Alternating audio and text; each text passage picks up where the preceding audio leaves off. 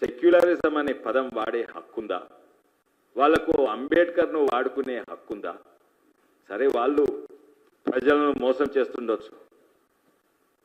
కాంగ్రెస్ పార్టీకి హక్కుందా? ఏదైతే anti secular force ముస్లిం unity పార్టీకి కాంగ్రెస్ పార్టీ మద్దతు ఇవ్వగలుగుతుందా?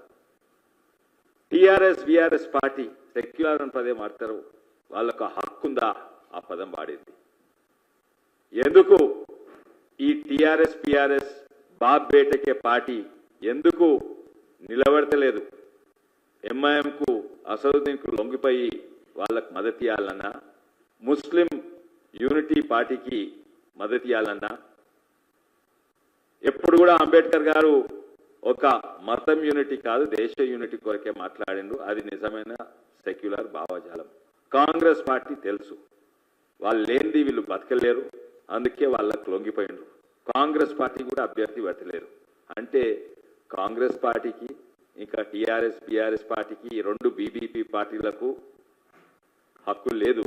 ఏంటంటే ఇది హైదరాబాద్ ప్రజలకు ప్రతినిధిగా ఉండే హక్కు లేదు. రేపు వాళ్ళు ఎలక్షన్స్ కూడా కొట్లాడొద్దు. మీరు ఎలక్షన్స్ కొట్లాడేది ఎందుకు? వాళ్ళకు మద్దతు ఇచ్చి ఇంకేదో పొలిటికల్ ఫేవర్ తీసుకోవాలని. నిన్న